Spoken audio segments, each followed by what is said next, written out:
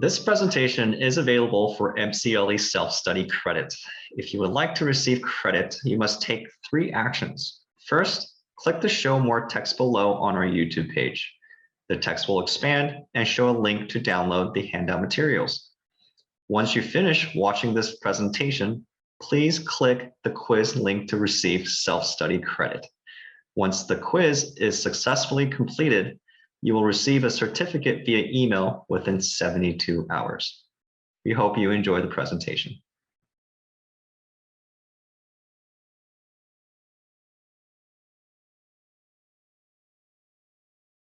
So now I have the pleasure of introducing our next presenters, Steve McAvoy and Monty McIntyre, who will be speaking on attorney competence. Steve McAvoy brings close to 40 years of litigation and advocacy experience towards resolving disputes burdened by high emotion and conflict.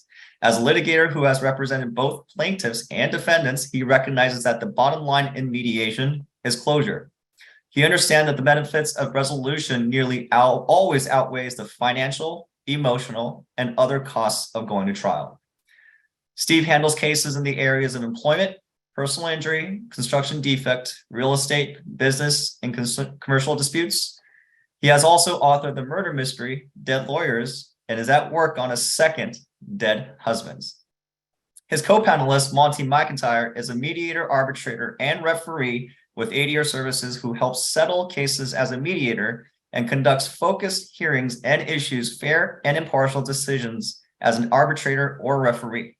Monty handles cases in the areas of business, commercial, employment, insurance, bad faith and coverage, real property, and torts, including elder abuse, medical malpractice, personal injury, and wrongful death.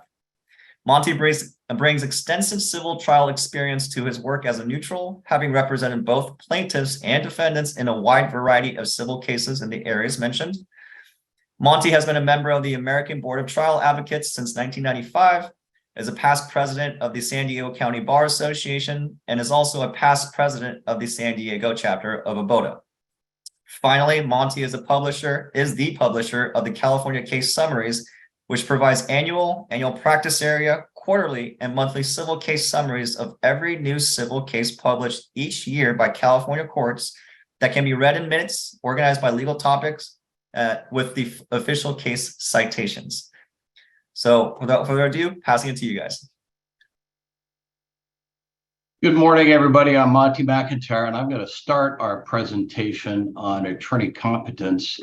We're going to start today, and Hayward, if you could show the slide, which would be the 3rd slide, I believe, on Rule 1.1. There we go. So competence under the relatively still new rules of professional conduct recently adopted by the California Supreme Court has changed. In past years, it was often considered the issue of substance abuse, but now it's broader, there's more involved. So let's take a look first at the rule itself. And so 1.1a says that a lawyer shall not intentionally, recklessly, with gross negligence, or repeatedly, those are a lot of different standards there, fail to perform legal services with competence. Now, subparagraph B tells us what competence is.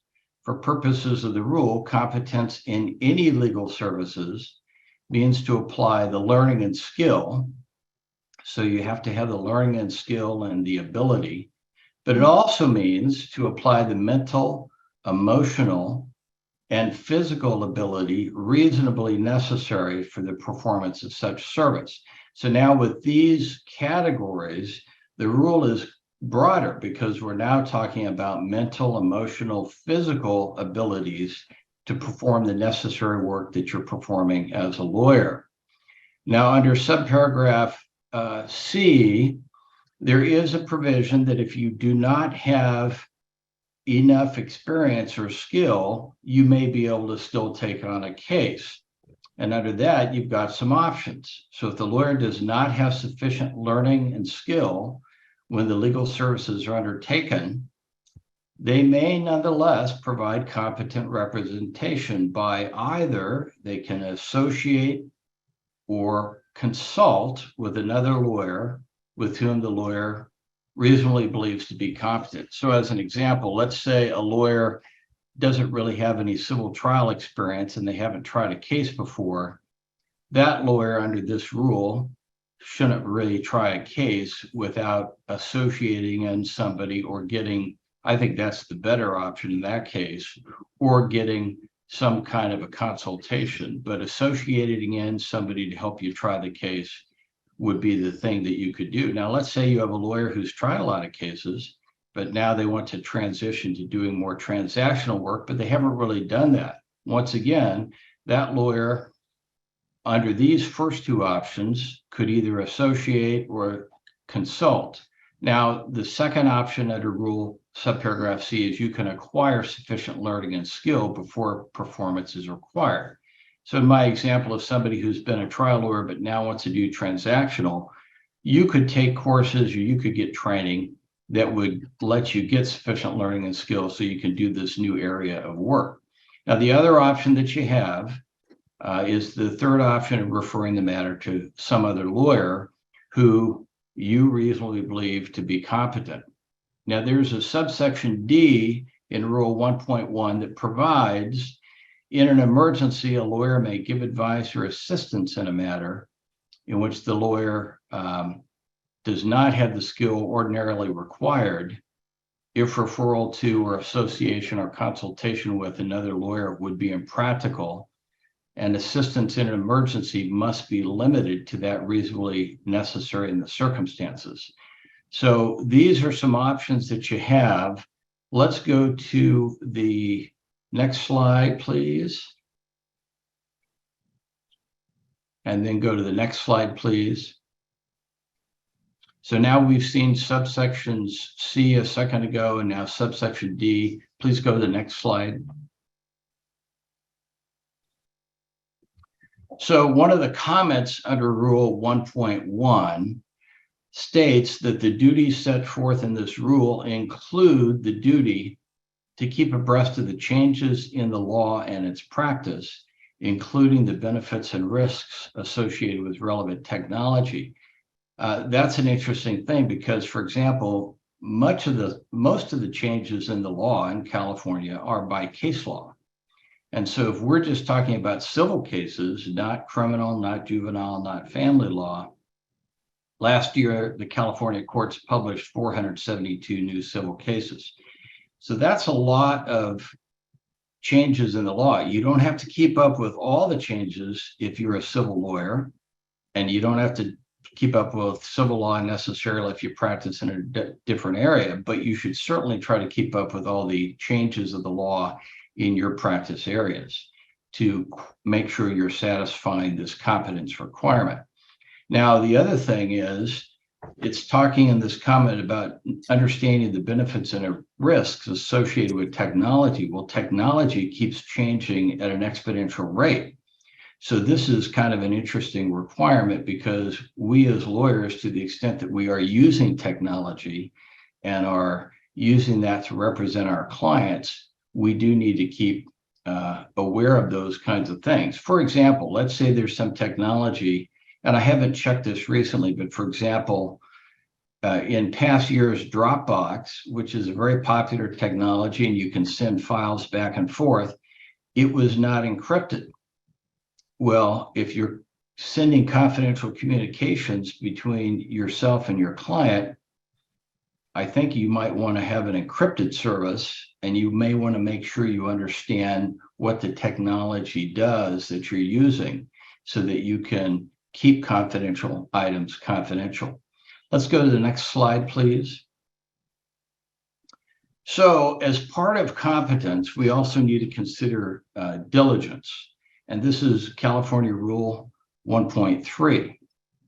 And so under this rule, subsection A says a lawyer shall not intentionally, repeatedly, once again, the four categories, recklessly, or with gross negligence, fail to act with reasonable diligence in representing a client.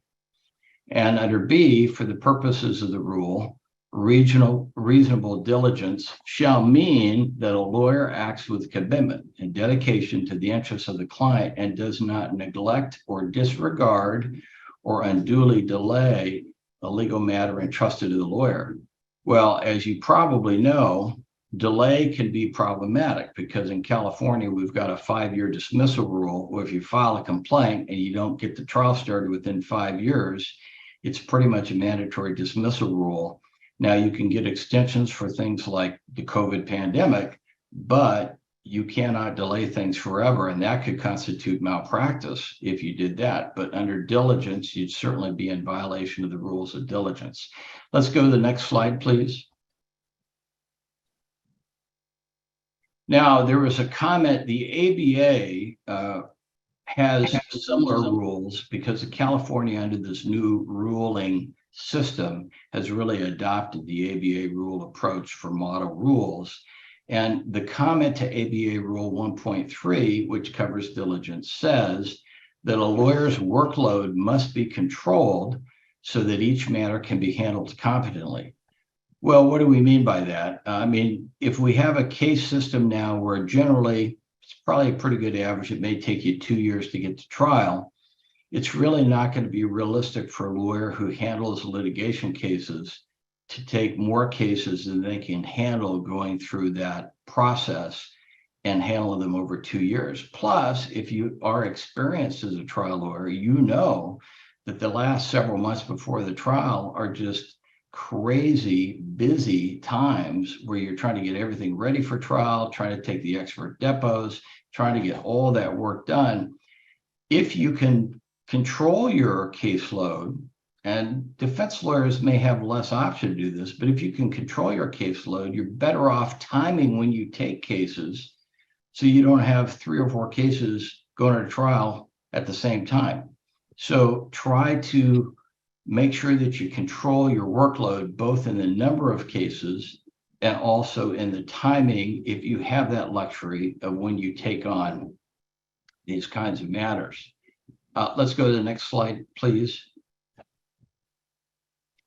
Okay, now before I talk about this, I just want to mention something. When we're talking about violations of the rules of professional conduct, the rules do not require a specific intent to violate those rules. There's a California Supreme Court case, Phillips versus State Bar, which is 1989, 49 Cal 3rd, 944.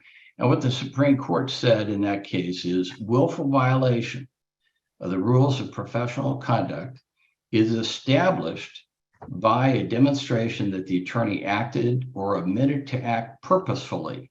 That is, he or she was doing or not doing, and that he or she intended either to commit the act or abstain from committing it. So you don't have to have an intent to violate the particular rule.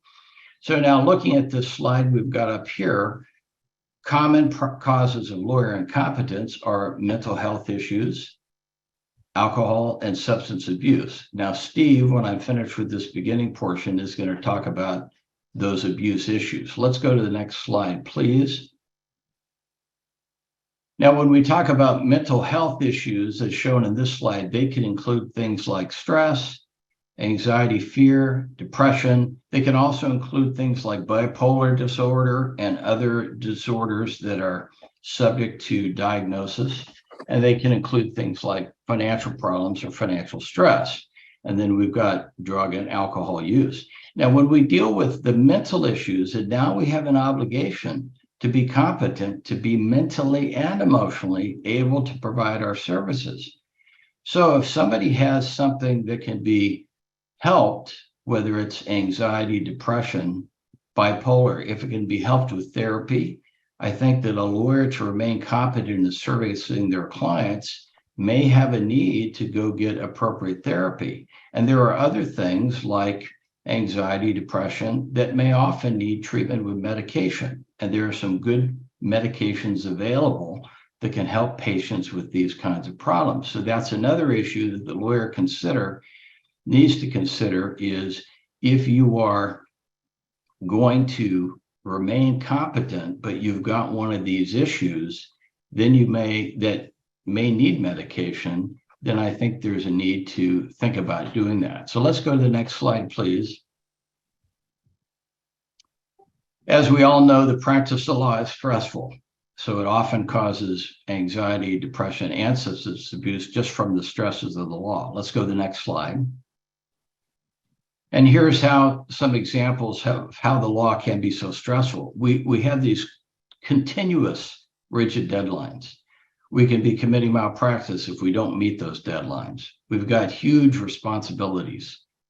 We have a combative adversarial system.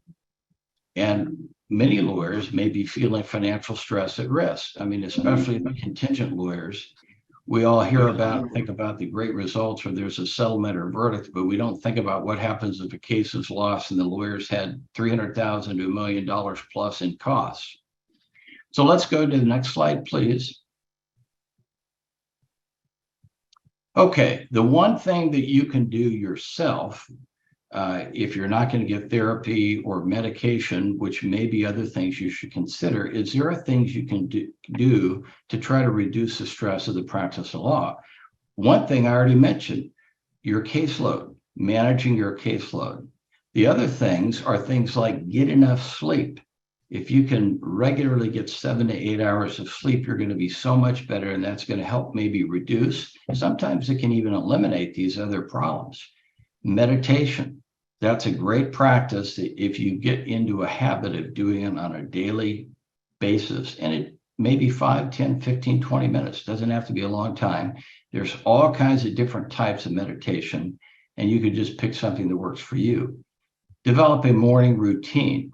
Now, so many people these days just get up in the morning, get their phone off their nightstand, and start responding to texts and emails. All you're doing, if you're doing that, is you're letting other people's emergencies start and control your day. You need to take control of your day by creating a morning routine. Maybe you get up and you meditate for a few minutes. Maybe you do some exercise or yoga.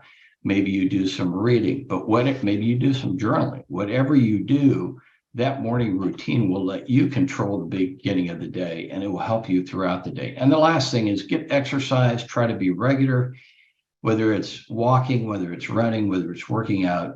Those are the kinds of things that you can do to help reduce the stresses of law practice and help maybe prevent or reduce problems with anxiety, depression, those other issues. So without any further ado, I'm going to turn the program over to Steve to talk about our substance abuse issues, which are rampant in our society. Good morning, everybody. First, I wanted to thank Monty for the help he's given me, along with Katie and Hayward. These presentations would not go forward without the team effort that is involved in putting these out. So thank you. And then also I wanted to recommend, because he won't do this for himself, but want to recommend Monty's California case summaries. This is an incredible tool for anybody's practice to stay on top of California law. Without further ado, we're sitting on what I see as slide 13, and I saw in one of the notes that they may not correlate exactly for what's been presented to everybody. So the next 6 slides, Hayward, have to do with self-help, and everybody out there is self-help techniques. And ask everybody to take a look at them on their own time. But I'm going to advance to the slide called fentanyl. And I believe it's number 20, but I'm not 100% certain on that. Now, I've done these presentations for years on competence, mostly focusing on substance abuse. The reasons is I come from a family of lawyers back in New Jersey that have had substance abuse issues, the substance abuse being alcohol. And since I've gotten older, I have had other relatives in my family, most notably a nephew that had some surgeries as a teenager and went from OxyContin to a heroin addiction. And he's been clean and sober for about 7 years. So congratulations to him. But it's been a topic that is somewhat close to how I've grown up and how I've lived. So it interests me and how it has affected the legal profession. Over the decades, I have colleagues and friends from around the United States that have had these issues with their kids. And so I thought it might be a good idea if we discuss today this issue of fentanyl. I grew up in the 70s when there was the last of the early heroin addictions and the hallucinogens left over from the 60s through the 80s with the cocaine and then the smoking the cocaine and then the methamphetamine. And then in the late 90s and early 2000s, we went into the Sackler family and OxyContin, and then a different take on heroin. But those addictions are minor league compared to what has hit the United States in the past 4 or 5 or 6 years, and that's fentanyl. The first I caught wind of it, other than the fact that it's been around for about 60 years as a pain medication for cancer patients or severe pain patients, was when Prince was found to have died of a fentanyl overdose, amongst other things, but mostly fentanyl. And then Tom Petty dies of stacking fentanyl patches on a broken hip. And then there is a baseball player, Tyler Skaggs from the Los Angeles Angels, and he ODs on fentanyl, thinking he's taking a Percocet. And then Michael K. Williams from The Wire, an actor. And I'm surprised to see that fentanyl is everywhere.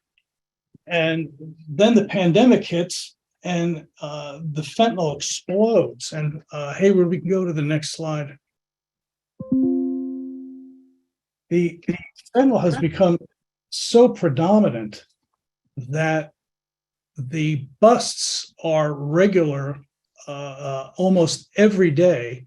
And this is just an example of a bust in Los Angeles from July of 2022. That's 1 million counterfeit fentanyl pills. They are coming across the border in San Diego. You can almost assume it's every third car or truck because it's a law of averages. Fentanyl is extraordinarily cheap to make. Heroin, you actually have to grow something. Fentanyl is cheap. It presses up small, and they can just bring it over in trucks. And if there's a bust, the cartels don't care. It gets across the border. The super scary thing about the fentanyl is that it is 50 and 100 times stronger than both morphine and heroin. There's an average of close to 2,500 pounds per month being smuggled across the border, according to the statistics. San Diego is considered to be ground zero in the smuggling of it across the U.S., and it goes from there to everywhere in the United States: Los Angeles, Northern California, Denver, Chicago, Philadelphia, New York, Boston. The federal enforcement of trying to track down and stop this is way behind the times. There are certain X-ray machines and lasers one of them is called TrueNarc, but it's $20,000 a unit that can tell exactly what is contained in a pill. So what I thought might be useful today is to discuss what happens if in your family, Monty was addressing self-help. I'm addressing the fentanyl scourge insofar as it may affect your family, because you may not know it, but somebody in the next room may be doing a counterfeit pill that winds up being fentanyl, and they pass out right in front of you. I recently had a hip replacement surgery, so I spent a lot of time recovering in front of a television.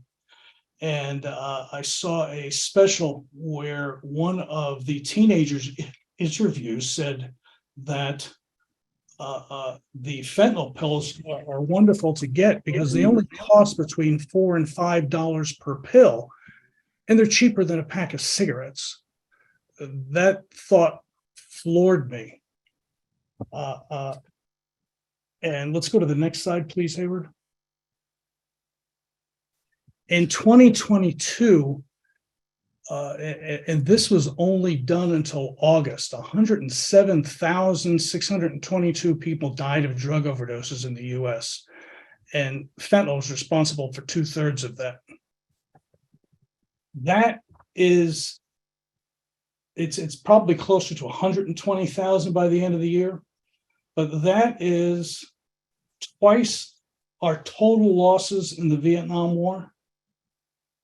And it's as if a Boeing 757 goes down in a crash every day. That's the amount of overdoses we have. Now, when I talk about fentanyl, let's go to the next slide, please, Hayward. I'm not discounting what the other opioids in the United States, the legal ones, are doing, because last year the U.S. collected $50 billion from opioid manufacturers. Now, that's not the pharmaceutical companies or the distributors. That's just the manufacturers. But the fentanyl is particularly scary because of what it's doing to the teenagers. And we can go to the next slide.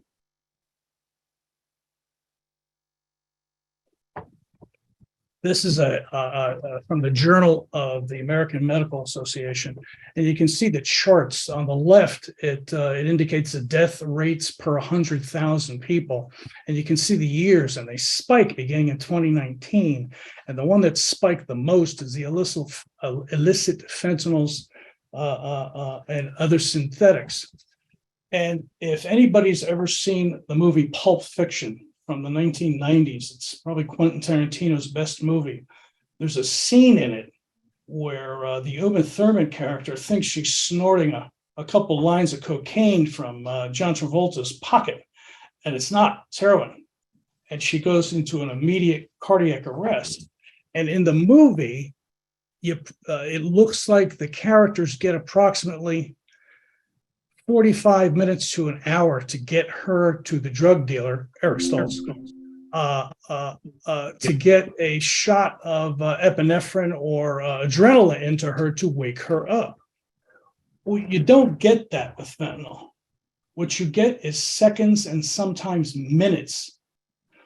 And then somebody's gone. I have a neighbor who has been helping me with my front yard. He's 16 years old, and I was chatting with him about this to ask him what he knows and what his experience is, because he's 16, for God's sakes.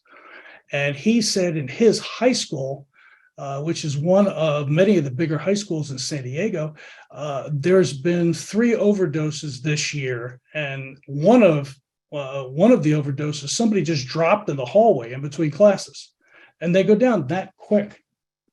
And what they're buying, and let's go to the next slide, please, Hayward. What they're buying is, this is the gold standard pill.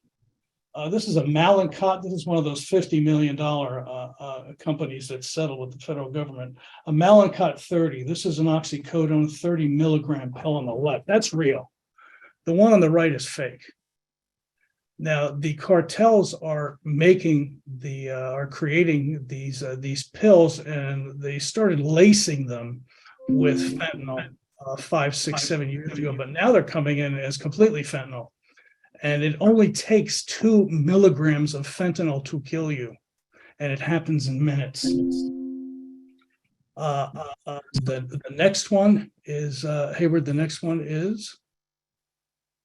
That's a real Xanax on the left and a fake Xanax on the right. These kids, again, for $4 to $5 to $6, $7, think they're buying a Xanax. They think they're buying a Mallinckrodt 30, but they're not. They're buying fentanyl, and they don't know it. And by the time they figure out something's going on, they've dropped and they've stopped breathing. So what happens? How are they finding these drugs? That's probably the next question we want to talk about. Is let's go to the next slide, please.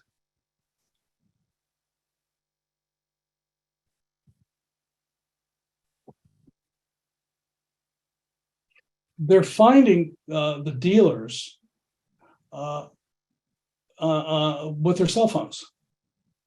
It's absolutely crazy, but they could be sitting in math class in second period, and they're contacting their dealers to see what's available and how strong is it and when can they pick it up. And what are these sites they're getting them off of? They're getting them off of Facebook, Instagram, Snapchat, and Twitter.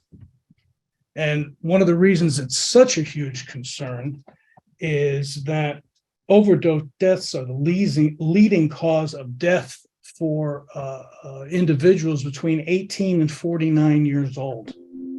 It's more than car accidents, more than suicides, and more than gun violence. And the parents don't know these things are happening. And it's happening in their houses and just right in front of them with their cell phones. And how is this communication occurring? We can go to the next slide.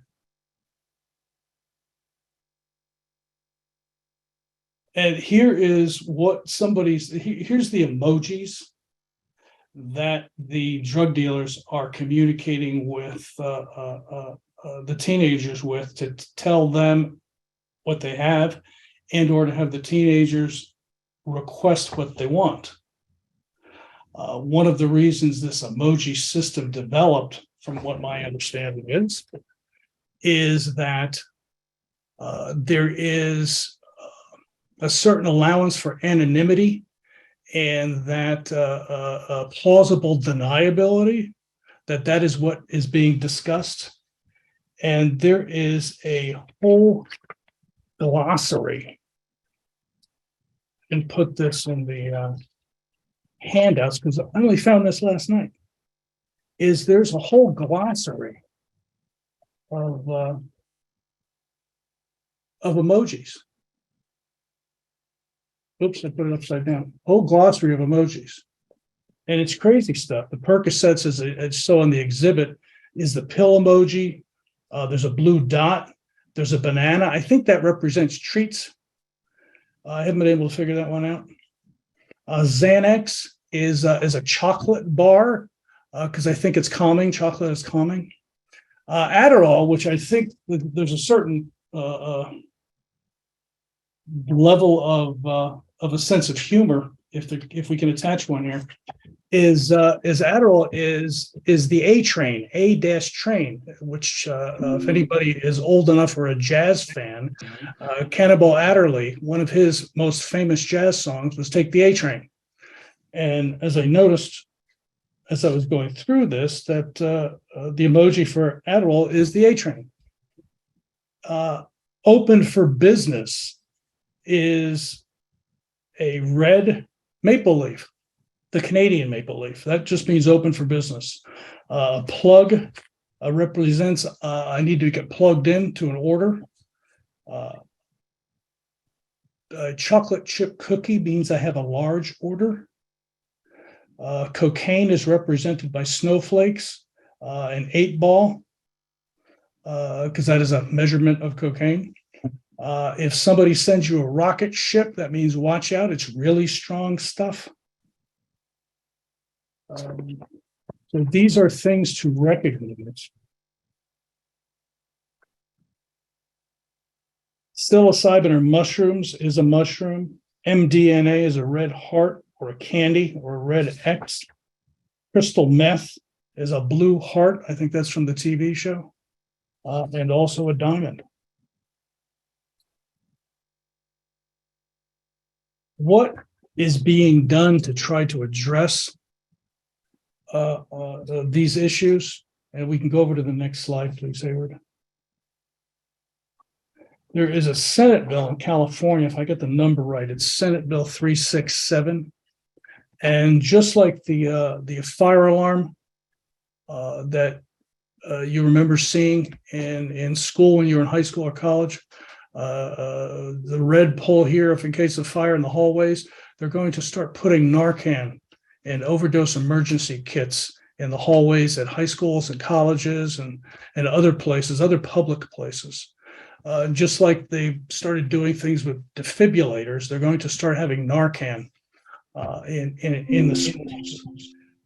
And this is in response to the fact that in the past, since the beginning of this century, it's strange to say that, since the beginning of this century, the past 23 years, we have crossed the threshold of 1 million deaths in America from drug overdoses, 1 million. And this is treating them instead of throwing everybody in jail for being an addict. Treating the addiction is an intelligent way to address these issues. And in the emergency situation where somebody's only got minutes to live, this is a great first idea. What I'd like to address now is I talked to my general practitioner, and she gave me a naloxone box to show you what to do if you're faced with this. And then I talked to somebody that is involved around the state of California for a kit, and I'll show you what the kit is afterwards. Now, this is a prescription for naloxone. And what's inside this kit is 2 of these Narcans. And when you administer a Narcan, if somebody looks like they've overdosed and there's signs of that, number 1, they've passed out. Number 2, they appear not to be breathing. The giveaways is if their lips turn blue or if the base of their fingers start to turn blue.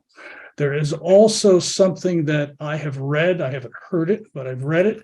It's called a death rattle. If somebody's breathing and their breathing is gurgling and it's very faint, it's called the death rattle. That is a sign that somebody is overdosing on an opioid. And it's fentanyl, as we've been saying, you've only got a couple of minutes. And so with the Narcan, they give you 2 because it's 2 shots. And somebody's on the ground, you lay them on the ground, you hold their neck up, head back, so their nasal passages are open. You open it like this. Everybody can see this. Now, this is it. This is where your thumb goes, your index finger and your middle finger. Don't do a practice shot like it's neosynephrine or Dristan or something. There is 1 shot in here, and it goes up somebody's nose, and you spray it. And then there is a second one for the other side. Hold the second one. You put somebody on their side after you administer their shot. And if they start to come through, great, because you have called 911. If they don't come to after a minute or 2, then administer the second one. And again, don't do a warm-up shot. Administer the second one. And again, have them on their side to see if they start to breathe. Also, CPR while you're getting ready to do this is helpful. There is a doctor, UCSD, who was responding to his teenagers.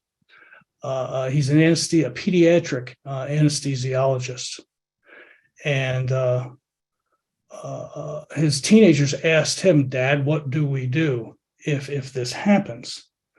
And so what his thought was, and this is because most overdoses happen at the home, and there's somebody else at the home. Some of the stories I've read recently or seen on some of the news specials recently is there's a family in I think it's Sacramento, and their son was taking what he thought was an artificial Percocet, because they located the dealer, an artificial Percocet, and collapsed in his room. And they didn't know that he had overdosed. They found him on his computer. Again, there's another a horror story from San Diego where a similar thing happened. As the parents, one was a teacher, he was at school. The mom was working, and their son had gone in late, and they found him in the bathroom. There's another story about some service from the service academies. I believe it was West Point. 6 of them had gone down to Fort Lauderdale for a spring break last year, and neighbors, this was at an Airbnb, and neighbors had seen 2 of them laying in the front yard and called the police, and the police show up, and the 2 of them are laying on the front yard. They go into the house, and 3 more of them are inside the house, all passed out, and they thought they had bought some cocaine, and they had done a couple lines of the cocaine, and all 5 of them had passed out. Fortunately, they all lived, because it wasn't pure fentanyl. It was cocaine laced with fentanyl. But fortunately, the police got there fast enough. So this doctor's kids asked him, "Dad, can you do something that allows us or shows us what to do under the circumstances if one of our classmates goes down with an overdose on fentanyl?" And that takes us, Hayward, to our next slide. Now, this is Dr. Mark Greenberg, as I said, a pediatric anesthesiologist at UCSD. And I put one of these on my phone because it's easy to do. You just go to the Apple iStore, and it's right there. And what it does is it walks you step by step by step on what to do in the event that someone has possibly overdosed on an opioid, most notably fentanyl, and you're wondering, what the heck do I do? It takes you through step by step by step. Question, answer, move to the next slide. Question, answer, move to the next slide. Question, answer, move to the next slide. And it takes you to the Narcan and tells you how to administer the Narcan. And it's an incredibly helpful tool in the event this occurs and somebody doesn't know what to do. So the Rescue Me CPR app, available from the Apple Store. Now, one more thing that I did in preparation for this presentation was I went and saw there are individuals.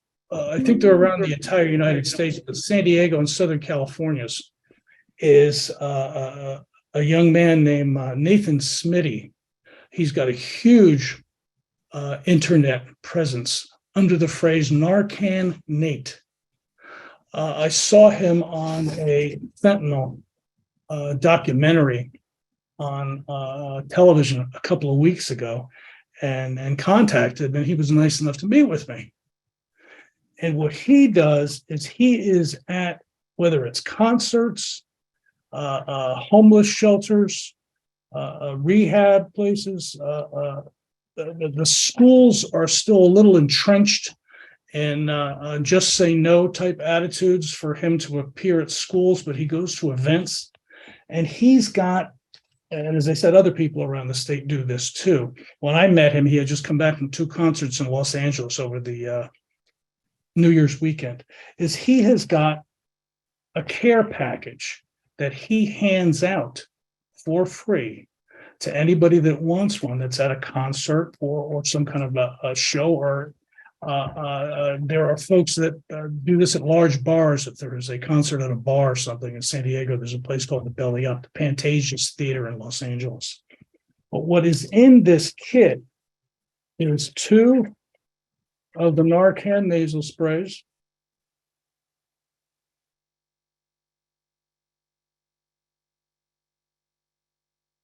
there is, and this I didn't know until I spoke with him, there is an oxygen mask because getting oxygen to somebody is incredibly important while you're waiting for the rescue squad to arrive. And so he also includes an oxygen mask in his kit. So I thought that was incredibly interesting and something to know, because I did not know any of these things. And then what he's also got, and I think this is important, is that he's got a fentanyl testing kit. And these things are out there. And they are starting to, the state of California is a lot faster than the federal government and some other states. So these things you can acquire. And the fentanyl testing kit shows you what to do. There is an eyedropper for measuring water.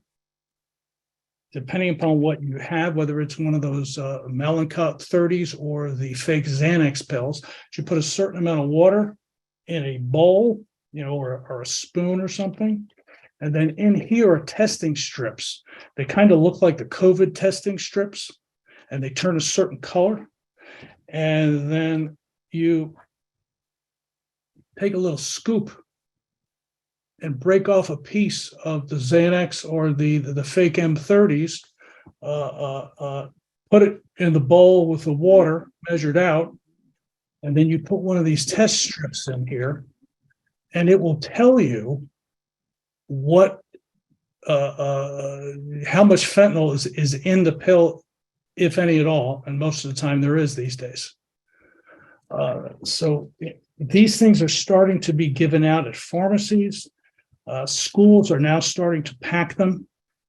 But anybody with a teenager, anybody that knows teenagers, this is more of a family care discussion rather than a self-care discussion, because I think family care is self-care. That is something the Lawyers Assistance Program of the ABA has said, is that an attorney's emotional well-being is an indispensable part of their competence. And I believe the lawyer's family's well-being is indispensable to their emotional well-being, therefore to their competence. I don't know if that's a little attenuated, but this is a really concerning topic. And I don't think any of us know enough about it. I sure don't, and I don't want to pretend to be an expert. But I have spent some time looking at what's available out there. So if you are faced with an overdose that occurs in front of you, you are not without tools to address it before the emergency squad or the rescue squad arrives. So with that, I thank you. And if there's any questions, I haven't looked right this second, but I appreciate your attention to this, and hope this has helped, because this is a topic that really concerns me. So thank you very much. All right, Steve and Monty, thanks for that. I'm going to actually ask a question that's been submitted by the Q&A function. Monty has been actually doing a really great job while you're speaking, Steve, to answer some of the questions that's been going on. But we have a question that asked, if the cost of these pills or a pill is so low and the result is the customer will likely die, what is the incentive on the part of the dealer to continue the business? That's a great question, and it actually has an answer. They're working the percentages. The drug dealers are thinking that maybe upwards of 20% or 25% actually will die, and they're willing to take that risk, because fentanyl is so much more addictive than any of the other opioids. They know they'll have a customer for life. So if they do survive the initial pill or the initial ingestion, they've got a customer for life. There's some crazy fentanyls out there right now, because there's a car fentanyl, which is an elephant fentanyl, which is 10,000 times stronger. That's floating around the United States right now. There's another one called, I think it's called xylazine. And xylazine, again, is an animal tranquilizer that is being mixed with the fentanyl. And Narcan doesn't work with xylazine. And what xylazine does is it causes something called eschar, which I didn't know what eschar was until I looked it up. What eschar means is the body part you are injecting it to rots, like a leprosy. So what ultimately happens is where you are injecting, whether it's into your leg or whether into your arm, you're looking towards that limb to rot and ultimately be amputated. The Washington Post ran a big story on xylazine out of Philadelphia a couple of weeks ago, and it caused one of the individuals they focused the story on to actually go into rehab, because the last time she shot up, it was with an individual that was missing one arm and one leg and was injecting the xylazine fentanyl into their stomach, which is mind-boggling. I hope that helps answer the question. Yeah, absolutely. And I'm actually going to ask this question because of my own interest as well of having kids. This question I asked, are there practical ways to test candy for fentanyl? The comment or the question that was asked, I get nervous every time I see my kids eat candy today, especially candy from strangers on Halloween. We've seen the news clips on telling or showing pictures of, the Smarties that are laced with fentanyl. And so personally, I'm interested in the answer as well. I don't know if there's a perfect answer if somebody really wants to poison somebody, because that's what this is poisoning. Is the fentanyl testing kits work? They'll tell you exactly, if you break off a piece, I'm going to make this up, candy corn. Not that anybody really eats candy corn, but if you put the candy corn in with the water and mix it up and put a testing strip in there, and there's fentanyl in that candy corn, it will tell you if there's fentanyl in that candy corn, or whether it's a Snickers bar or something like that. It'll tell you that. And a follow-up question to that is, are those tests really reliable? My understanding, again, I'm not coming in this as someone that's an anesthesiologist or a drug expert. It's just that before I started looking at what's going on with fentanyl, I actually had some hair on top of my head. So it just spooked me so much that I'm doing whatever I can to put everybody that's on this discussion today on notice. There's things out there to address this issue. I don't have the answers. I just would like to put people on notice that there are some answers out there. And then another question is, for lawyers, I think there are plenty of resources, including like the Other Bar, for example, where attorneys can go to for practical resources to reach out to your friend or your colleagues and whatever have you. But are there practical sources for talking to kids about this issue? There are. It's beginning. The schools are starting to address the issue because unfortunately, like many other things, there's so much politics attached to every issue under in the United States nowadays that there is the Just Say No crowd, which still exists from the Reagan era, which is what, 50 years ago, 40 years ago, to dealing with this issue as a health issue. So school counselors, yeah, psychologists, yeah, researching the internet, yeah, your family doctor. Most of the resources I've looked at are pediatric doctors. So they are on top of it. It's out there in the internet. But I think, especially you as a dad of young children, Hayward, it's a topic you address, and you don't try to hide it, and you don't try to paint it over for something that it's not. It's a serious discussion where you don't get a second time, you don't get a second chance many times. Right.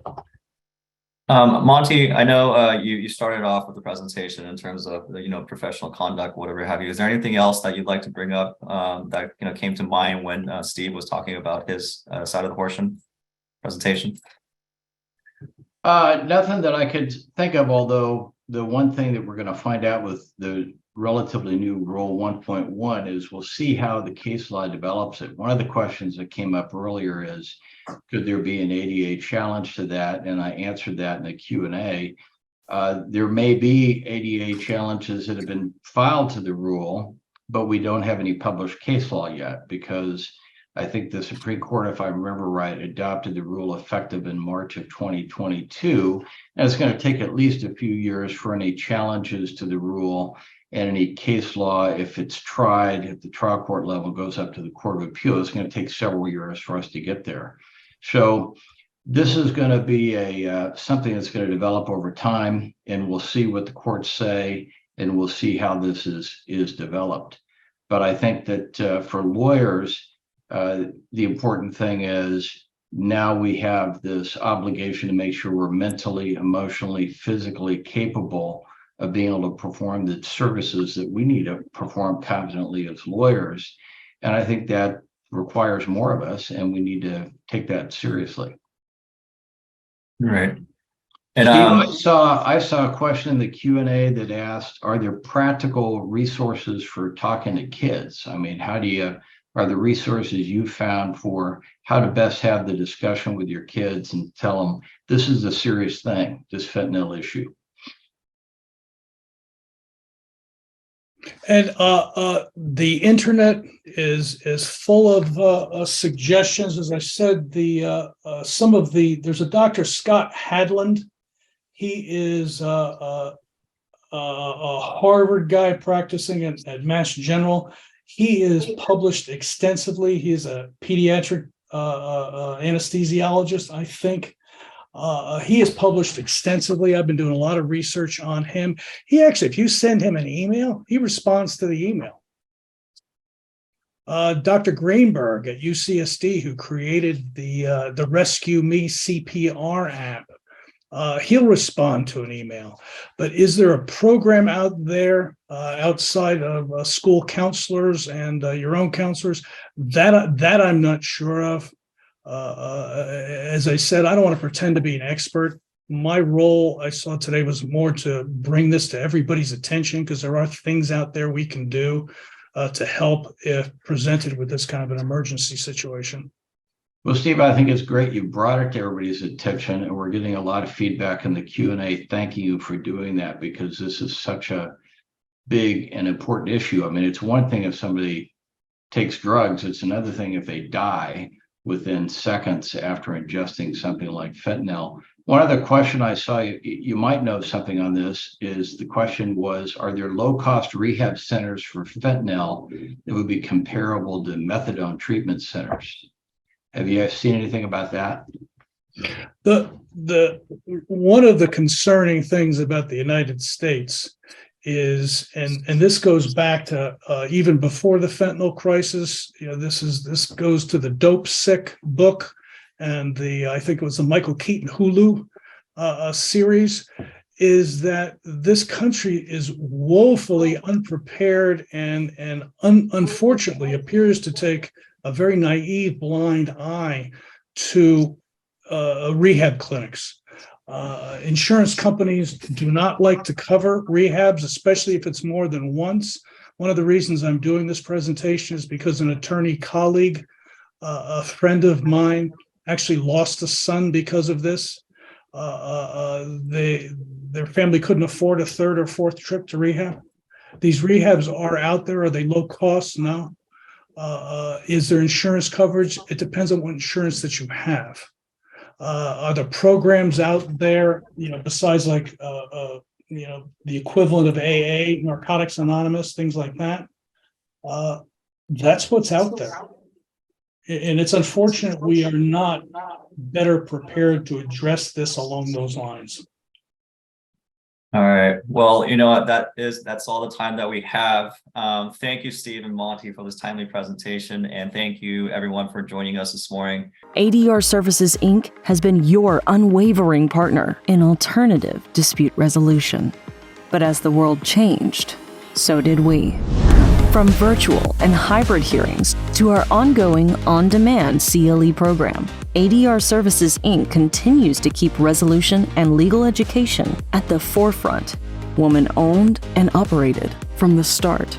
There is someone for every situation. We are ADR Services, Inc.,